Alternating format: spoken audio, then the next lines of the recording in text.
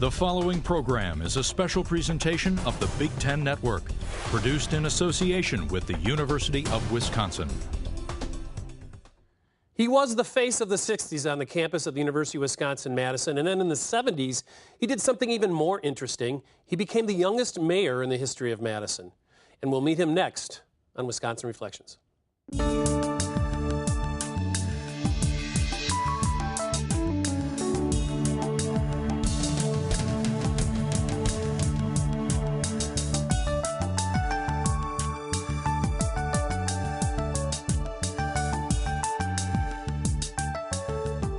He came to the UW-Madison from Chicago, Illinois in 1962. Very quickly, he became a leader in the local and national student movement that opposed the Vietnam War and other causes that collectively became the 60s, and which is why I'm wearing this paisley shirt today. Somehow, in the midst of all this turmoil and change, he managed to graduate from the University of Wisconsin with honors. While in graduate school, he began a career in public service. He became the mayor of Madison at the tender age of, I believe, 28, serving multiple terms over 2 decades. His honor, Paul Soglin, joins us today. Hey, Paul. John. Good to have you, man. It's good nice to have you here. So you're still living in Madison. You're the proud father of a Michigan grad and a daughter who's at Madison? One at Madison and another one at UW-Milwaukee. How's the campus changed since you were here? It has changed in the modern sense. It's changed with the internet. It's changed with the cellular phones. But I can still walk from the Union down around State Street, and there's a lot that has stayed the same. The needs for students to have a cheap place to get a meal, to hang out. Yep.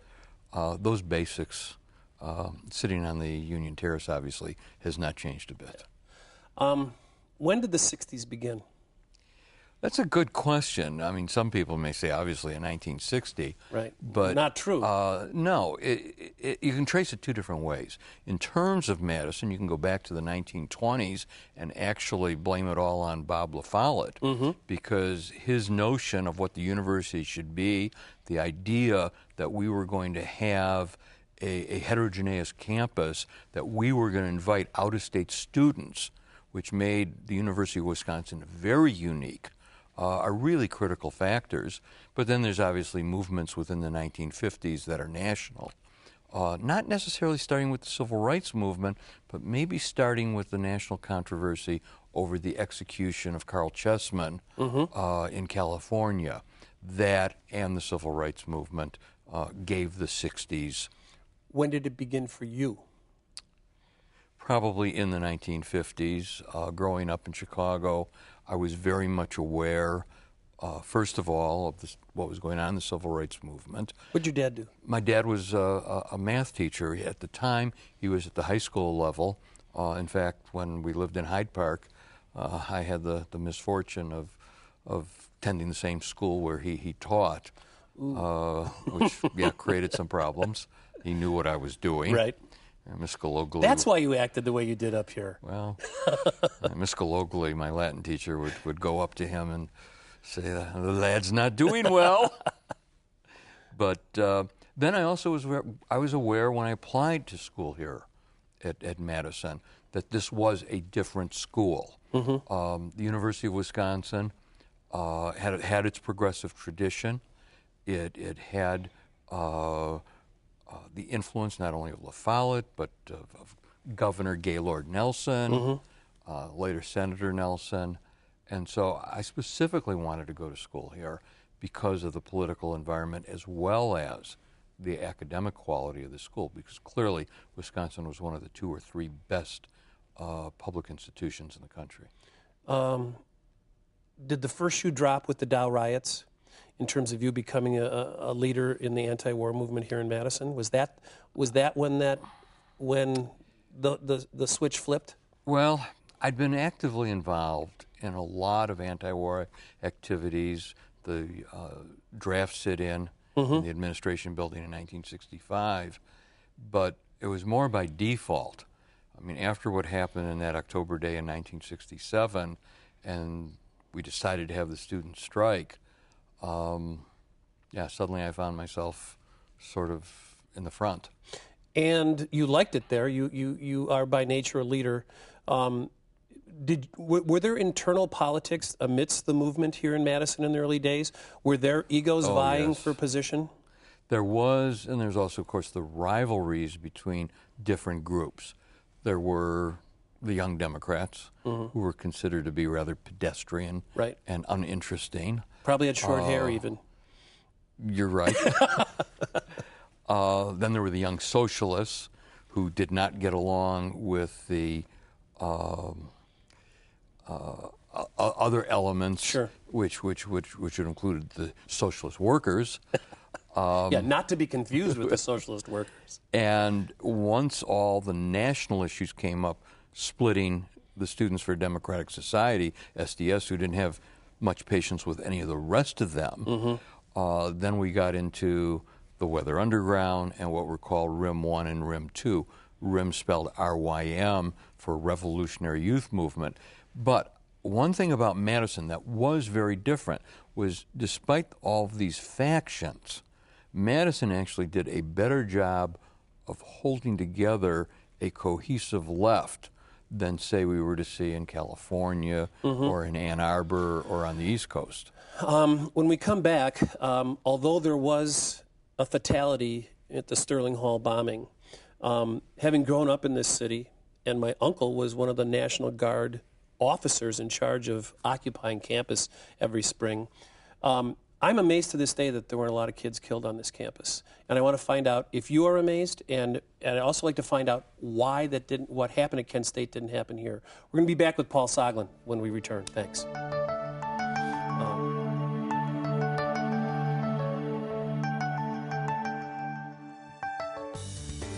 This production of Wisconsin Reflections is produced by University Communications at the University of Wisconsin-Madison. Consider this. There's a public university that consistently ranks among the top in the number of Peace Corps volunteers and in the number of graduates serving as CEOs of Fortune 500 companies, whether they are leading corporations or changing the world. The next time you see people doing extraordinary things, they are probably Badgers. The University of Wisconsin-Madison. Forward thinking. At one moment, the police appear at the front of the corridor swinging, and it seemed to me it was like 10, maybe 5 seconds. Suddenly, I was in the front of the group. Just everybody in front of me disappeared. I don't know where those people went. They couldn't have gone into the walls. That's how fast they moved down that corridor. And people in the rear were trying to go out the back door, not panicking, but there just wasn't time to get everybody behind us out. And that's when they started swinging us. And I had a heavy lambskin jacket, which I pulled up over my head. The cops were chasing people. One guy got chased into the bathroom. Soglin was on the floor in the corner of the hall. There were 3 cops around him, and they were just pounding the crap out of him. And he was all curled up in a ball, and he had a leather jacket on. And I can clearly remember the sound of those clubs hitting that leather. The recipient of those clubs is with us today, Paul Soglin. How often were you afraid during the tumult of the 60s, afraid for your own personal safety? After 67 and 68, once I was elected to the city council that following spring, I pretty much stayed on the fringes of crowds. I never wanted to be trapped in an enclosed space again. Ever again, right. Does it, coming out of our last segment, I asked this question. Do you look back now with the wisdom of years and thank God a lot of students weren't killed during some of those riots, that there was restraint used by the National Guard and the Madison police, even though you did get clubbed a little bit? Because, you funnel all those bodies into State Street. That's a pretty intense thing. The level of violence that we had was extreme on both sides, particularly from the Madison Police Department. In fact, you mentioned the National Guard. We'd rather have the National Guard on campus than the Madison Police, because the National Guard more or less herded us, whereas the police attacked. In fact, I can't recall a situation where the National Guard really did more anything more than secure buildings. Right. But when you look at the situation at Kent State, that was clearly an anomaly. Right. It was something peculiar to that particular guard unit on that particular campus. On the Madison campus, the guardsmen in the front line were not, there was no ammunition in their rifles. Yes. And then also there was the students who were killed at Jackson State Right. at the same time as Kent State. When you look at the potential for what could have happened, it could have been a lot worse. Now, on the other side of it, going, for example, to look at the bombing of the Army Math Research Center, Right. where Robert Fosnock was killed. Right. I spoke with Rena Steinzer, who was the editor of the Daily Cardinal, a day or two after the bombing. And Rena made a very simple observation, which I think really reflected the more sober thoughts, not just of protesters here in Madison, but all over the country. And she said it was very simple. She knew she didn't have the capacity to do that. She knew that was morally wrong. And that's the end of the discussion. Right. What had happened with the bombers is they had made a leap, a very flawed leap in their thinking, which was this. We had held Germans responsible for what happened in Nazi Germany. And they had felt that there was an obligation, just as we expected German citizens to oppose the fascists in Germany during World War II, that there was a similar obligation on citizens in the United States to, in effect, stop the war machine. The flaw is just so glaring, however. Germany was a fascist state. And as bad as things were here in the United States, as bad as were some of the offenses committed by Richard Nixon, where he truly compromised the Constitution, we were still a democracy.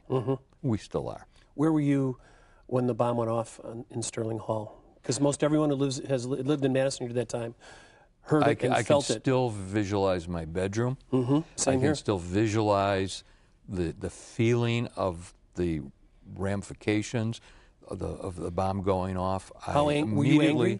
Well, I immediately picked up the telephone. I was on the city council at the time, and so I called the fire department dispatcher, and I said, "What was that?" And he told me that it was Sterling Hall. I slipped on my pants and shirt, hopped in the car, and less than 10 minutes after the bomb went off, I was on the scene. And as I took a walk down to the court, looked around, and as more and more people started gathering, including news agencies, I said, I don't want to be here. Did you And feel any accountability for that some of the young people of the movement drank too much Kool-Aid?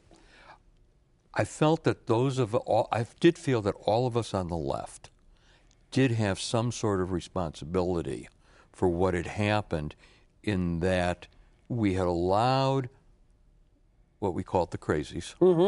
We allowed them to take this too far, that somehow in our rhetoric about how bad the Nixon administration was, and it was horrible. I mean, at that point, we had just basically wiped out a whole section of Cambodia. We had destabilized the Cambodian regime. We didn't know how bad it was going to be with the Khmer Rouge coming in, Right. and then Which cost another 1,000,000 lives. Another 1,000,000 lives.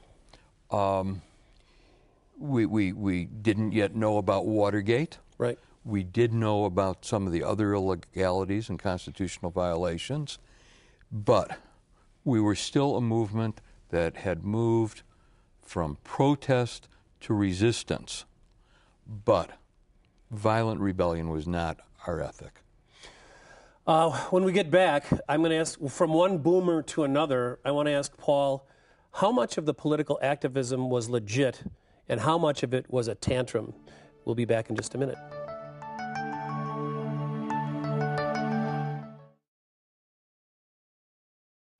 And all I know is by the time I got bailed out of jail and went down there about 4 o'clock, 5 o'clock, 2-3 hours later, it was like a war zone.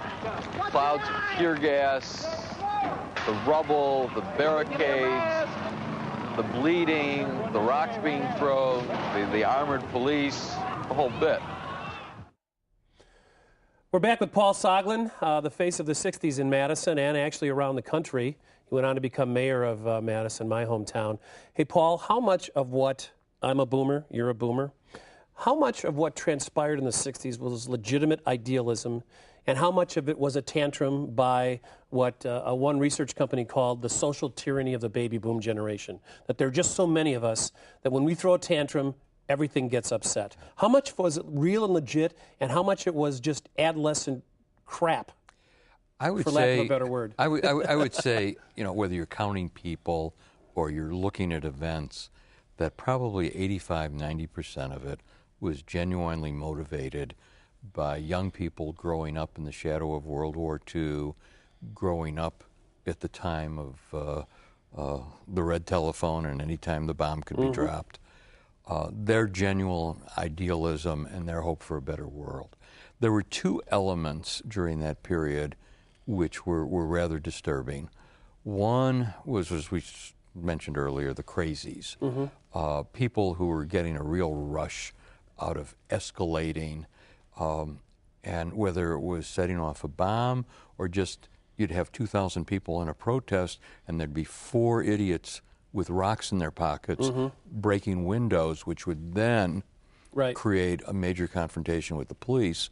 Whether it was that element or there was a second element that created problems, these were the ones who were bouncing from movement to movement. And it was just a matter of time as to where they landed.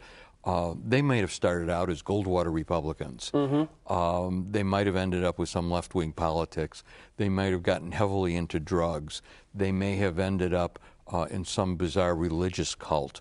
And they were always searching for something. And as I said at the time, if there was a viable fascist movement in the United States in the 60s, they would have joined that too. Right. But that was also a very, very small group. But so much of it, I'm playing devil's advocate to my own generation. So much of it was about drug use, sex, music, and the cultural elements of being. It was a celebration of adolescence, it seems to me. And then and I do think there was some legitimate idealism and some legitimate political work to be done with an America that was living a pretty hypocritical life at the time. And then you add the saving one's own behind by not going to Vietnam component, which seems to me, if there had been no draft, the 60s would have been a little more boring.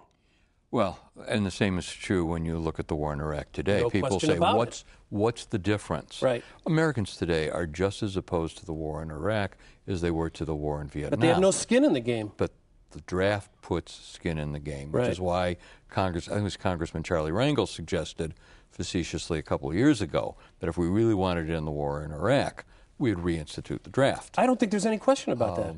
But again, if you look at the war in Vietnam and the position on serving versus the draft, everyone had to make a decision in effective conscience.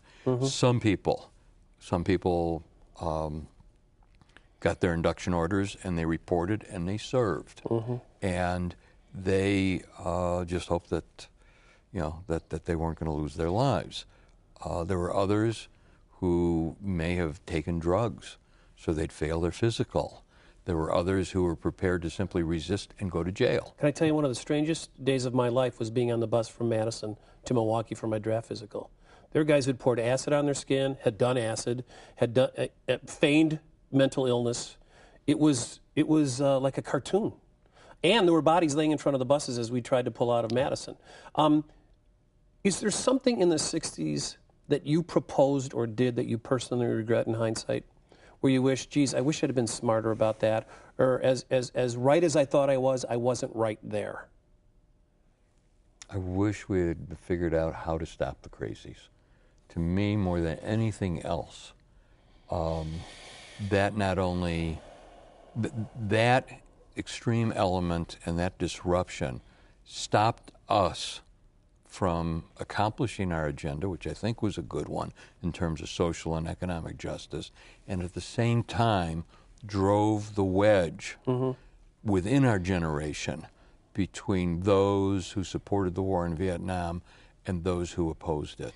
It sounds like David Fosnacht's death haunts you a bit.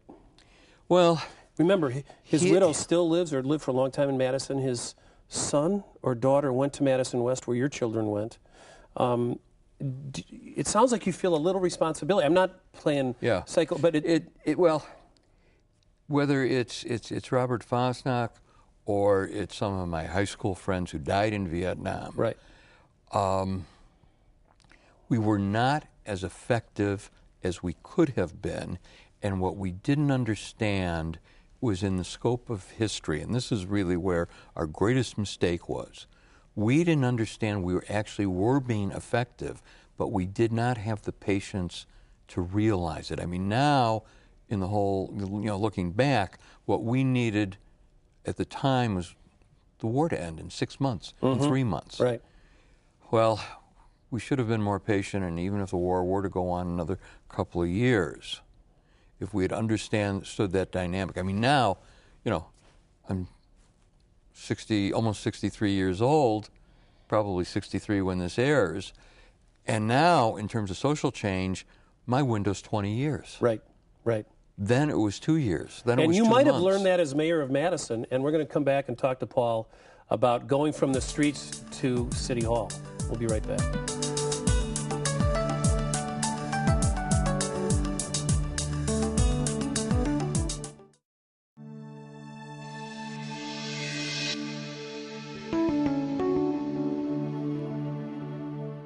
Hi, folks. We're back in Madison, Wisconsin with a man really has been adopted by the city of Madison over time, even though he's from Chicago. Paul Soglin, who was the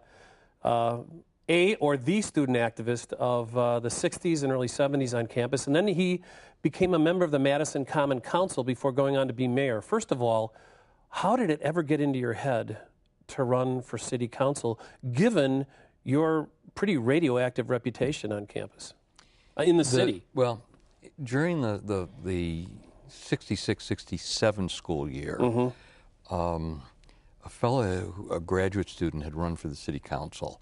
And it was one of those things I kind of noted it, filed it away in the back of my head. He lost, but there was no serious campaign.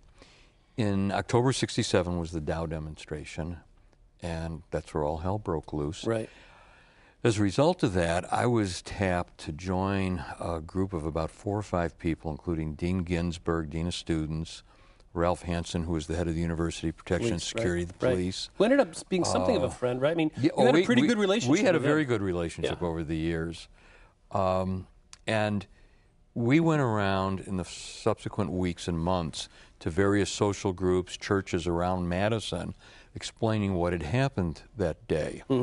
And it became evident that we as students did not connect with the larger population in the city at all. I mean, how were they going to understand why we sat in if they really didn't understand what we thought about the war? Right. And as activists, you weren't doing your job if you just sat around trying to convince each other. Exactly. And this was an interesting point. We had lengthy debates about this. There was a whole element who simply wanted to keep the anti-war movement on campus and build it that way. And there were others of us. In fact, we had formed a student political party called University Community Action with the idea of bridging. A lot of groups, weren't there? Well, I mean, talk about the When alphabet. you were bored, you just formed a group. There you go. So anyhow, when did the light go on? So in that period of late October and November, I then said, okay, I'm going to run for the city council because the filing deadline was just a month away. It was the first week of January. And had you been arrested once or twice by this time? I had been arrested. Because you were arrested in the Mifflin Street block party. Yeah, that was yet to come. No, I'd only been arrested once at that point. So you got arrested after you announced for the city council. The Mifflin Street block party, yeah, that's a year later. Okay. But anyway, so I ran, and, I won. And suddenly found myself there with 21 other council members. Which, by the way, was the beginning of this isthmus vote as a block, where the students really realized the electoral power that they had. The next year we elected 2 more members of the city council. And voting laws had changed more. too, right? We weren't yet the beneficiary of the 21-year-old, the age dropping from 21 to 18. Right. That's to come somewhere around 71, I think, 72. What reaction did you get when you took your seat on the council, given the activities you'd been engaged in? It was varied. It really was. There were some people who were a little, bemused humor. Leo Cooper, who sat next to me. I knew Leo. Leo was a railroad switchman, right. And we became very close friends and worked together very well over the years. So what happened to make you run for mayor? And you know what? Don't tell me, because we'll be back when we, and Paul will answer that question for us when we return. We'll be right back. Thanks, folks.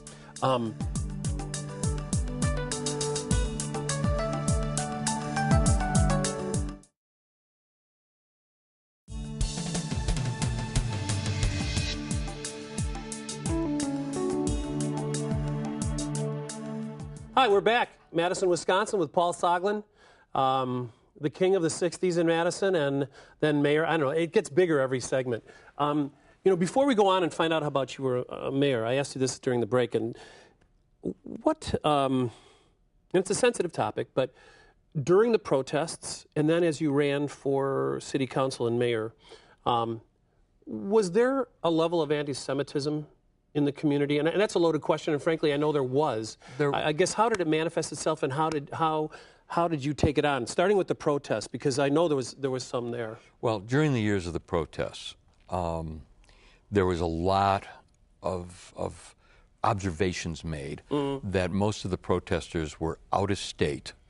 That was a code word. Out-of-state Jews. Right. And the assumption was that they were from New York. And I'd always correct them and say, no, I'm an out-of-state Jew from Chicago. But because there was such a progressive element in the city, and what I was to see later on in a mayoral race demonstrated it, there was not much tolerance for the anti-Semitism. Right. In the 73, the first mayoral race against Bill Dyke, there was an incident at a community gathering where a fellow got up and he asked me made a speech more or less rather than ask a question. And it was clearly very anti-Semitic. Both sides have their crazies. Yeah. But he got hooted down by the crowd. Beautiful. Which was nice. Yeah. What are you most proud of in your accomplishments as a mayor of Madison? I used to flippantly say, but there's a certain element of truth to it, the bicycle path around Lake Monona. I totally agree. It cost $50,000. Right. It has no moving parts. Right. It provides enjoyment to tens of thousands of people every year. So, and it set the precedent for bike trails all over Madison, which... Exactly. The only thing is, you put all these bike trails in a city that can't use the bike trails for 4 months out of the year. If you had done something about winter, that would have been been something. Yeah, but 18-inch snow in Madison, we plow the bike trails to this day. What did you learn as mayor, and how did it change you? Here's the most significant thing, and it's really an organizational thing, which is that in most communities, most organizations, the biggest problem is mistrust and fear. And that to make a community or a city government or a business work, you've got to drive fear out of the organization.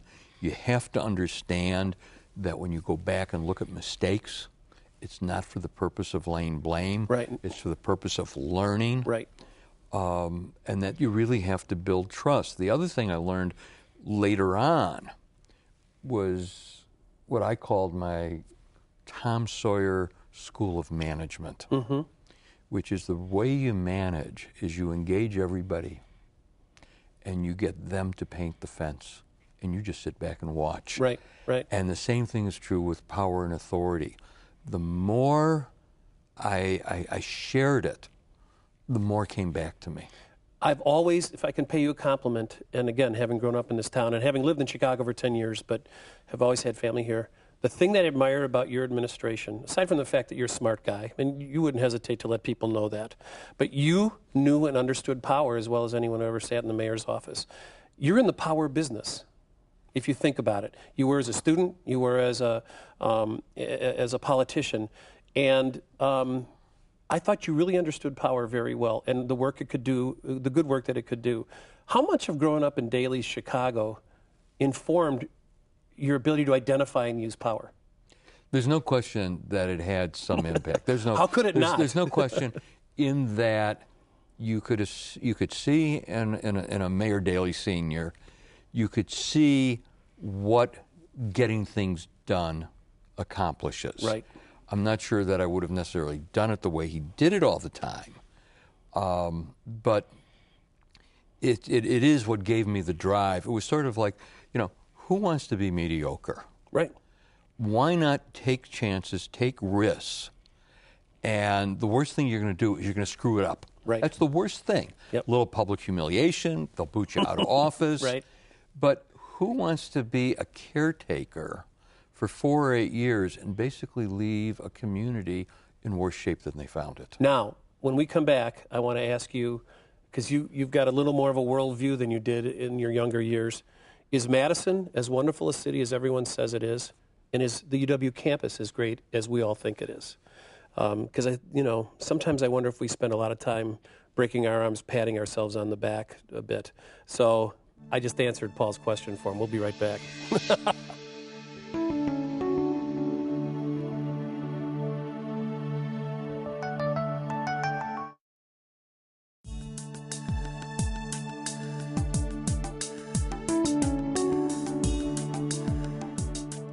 Laptop? Yeah.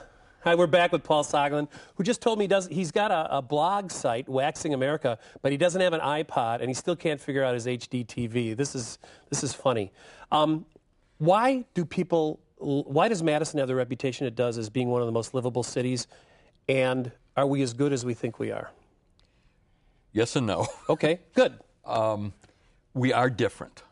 In many ways, we are better. I mean, ask people in the Big Ten, ask people around the country to name their favorite college towns. Yep. Madison usually is pretty high up on the list. I talked to a guy in L.A. yesterday, and he goes, I fantasize about having a beer on the Union Terrace almost every day. There you go. Yeah. On the other hand, while we consider ourselves to be culturally superior in some instances, very liberal politically, there are whole elements of Madison that a lot of people miss. Right. There is growing poverty, and that has to be confronted. It has to be confronted in terms of how do you create economic systems that allow everyone to participate, not a welfare system, and at the same time keep the community whole. Right. And we're having a hard time doing that. For the first time in my life, my memory, Madison has a static underclass. There's no question about that. The cultural scene in Madison. First of all, how good is the UW-Madison? What do you hear about UW-Madison in your travels? The UW is like the tide, and right now we're in trouble. The problem is our faculty salaries. Just this morning, I read an article in the Chronicle on higher education. Our faculty salaries among the peer group universities were like 13% lower. We're rapidly losing our best faculty, both in terms of research and teaching. That's going to have a bearing on the kind of students that attend the UW, and somebody's got to go down to the legislature and rattle the cage. And rattle the cage. We cannot continue system-wide. Why do they not accept the return on investment proposition of the university at the other end of State Street? There is a small element of the Republican Party that's in control of the Assembly, that had been in control of the State Senate, who simply do not understand the notion of investment in human capacity. They don't understand the investment in infrastructure either, right, whether it's building bridges or it's building schools. And I've been joking with people recently that there's a new group in our society that is disenfranchised and doesn't have political influence. And it is upper income, white, male, moderate Republicans. They're not comfortable with Democrats and people on the left like me, but they've also been driven out of the Republican Party by this extreme right-wing element, and they don't have a place to go. And they are some of the biggest fans of the UW Right. and higher education. Well, they're the ones who see the return. Exactly. And they've got to get control and then build alliances with the rest of us. Before we go to break, who are you endorsing for president on the Democrat? I'm assuming you're a Democrat. I endorsed Barack Obama some time ago. Why? I'm buying into the newness thing. Totally, me too. I got to say. Just the change. Feels a little familiar, doesn't it? Yeah, and I came to realize that the only thing that held me to Hillary Clinton was a generational thing. Right. And I certainly wasn't going to, in effect, punish Barack Obama because he's 20 years younger than me. Right. So what's the best rock act that Paul Soglin ever saw in Madison? Who is the artist that he was thrilled to meet? I want to know if he met Dylan. Yes. And a couple other... Okay, well, he answered that question. A couple other questions. We'll be right back. We promised not to talk politics in the next segment. How's that?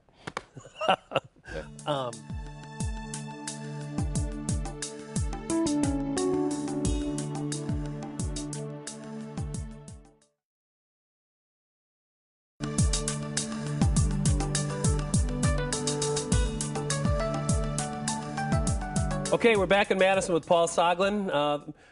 His Honor the Mayor, former multi-term mayor for Madison, one of the leaders of the 60s scene in Madison.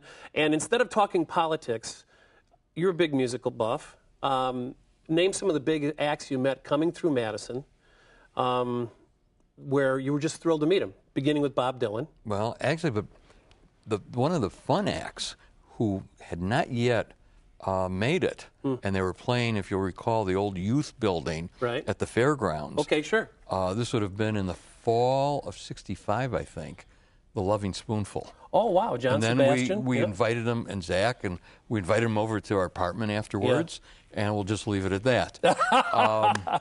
Well, yeah. And then, of course, as an undergraduate, I'd hang out around Langdon Street and get to see Steve Miller and Boz Scaggs. And then, when Steve made it and came back, he did some fine concerts.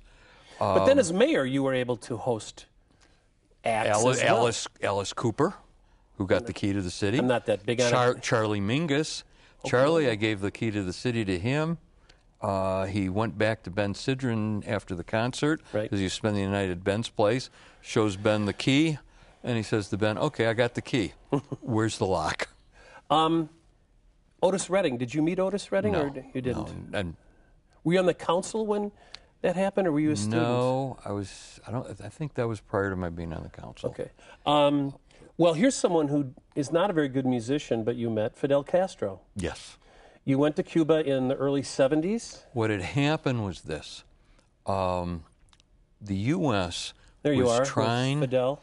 With the U.S. was trying. You're the one on the right, Paul. That'd be me. The one with the mustache without the beard. Right. The U.S. was in the process of negotiating a treaty with Cuba, even though we didn't have diplomatic relations. It turned out Cuba was very much opposed to hijackers flying planes into Havana. Which they were a regular stop for and that's where the hijackers were taking them. Cuba was fearful that it would trigger a war and a U.S. invasion. So as a signal to the Cubans, our government had approved a couple of politicians going to Cuba. First, there had been one or two members of Congress, then a U.S. senator, and then we were invited. So you were a stalking horse for the government? It was a way of sending a signal. A lot of people saw you as someone who was sympathizing with a communist who had a draconian regime in Cuba. So that was an unfair characterization, and you were actually working for your government. Well, part of it was that. We did have, a lot of good things, I think, came out of it. It opened the door for a number of sports. We had the Cuban volleyball team here in Madison and cultural exchanges. We had some lengthy debates going to 2, 3 in the morning when we were there, arguments about free speech, why the Cuban government didn't have free and open elections. Things of that sort. Can you relay that story? Well, it's the stuff of legend. Nobody knows quite what happened, but there was a film crew with us for the local CBS outlet, Channel 3, and they shot all this film, and it was to be sent back to the U.S. because there was no way of getting it other than physically transporting it while we were there. and it just disappeared for a couple of weeks and then finally showed up. It did show up. But it wasn't the only thing that disappeared. I thought there wasn't film in the camera. No. Oh, well, that's... They shot it, but after it was shot, it disappeared. Okay, I personally think the CIA, the Masons, Teamsters, they were all involved. We'll be right back.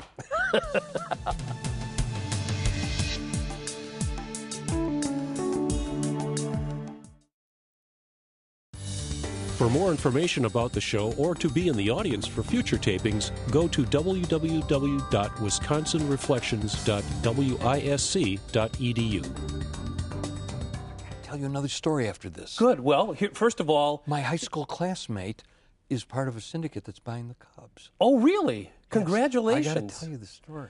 Okay, so you get free Cub tickets. Speaking of baseball, what was your gift to Fidel Castro when you visited him in Cuba? Well, we gave him a ball that was autographed by Hank Aaron. We handed it to him, and he looked at it, and he asked us what was the significance of it.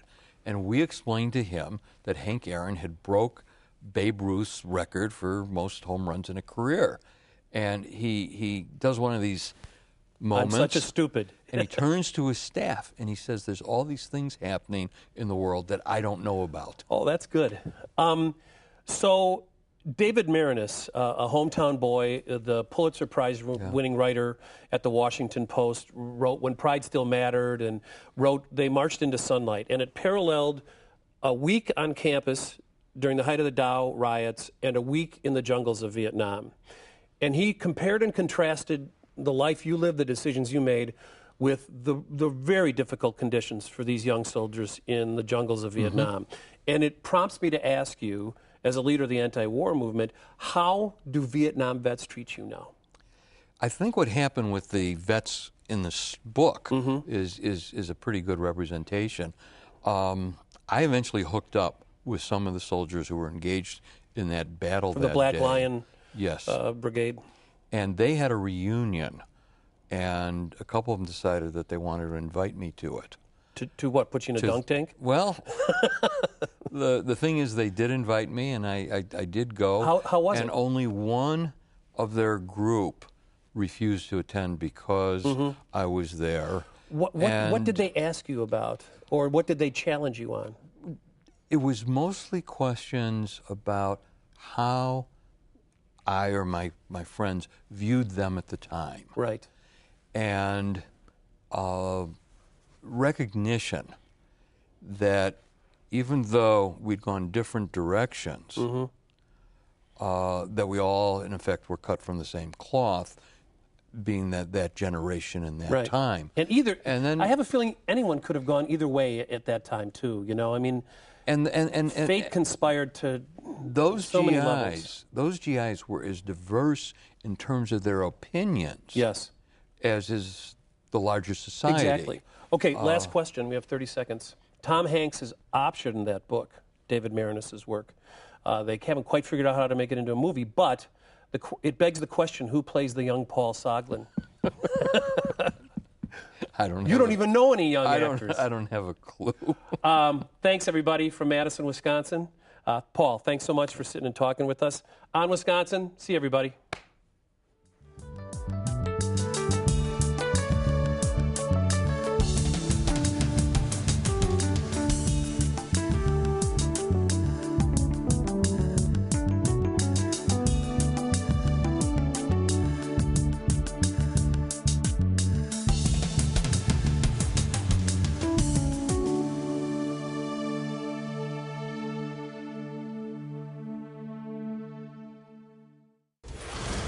The preceding program was produced by the University of Wisconsin in association with the Big Ten Network.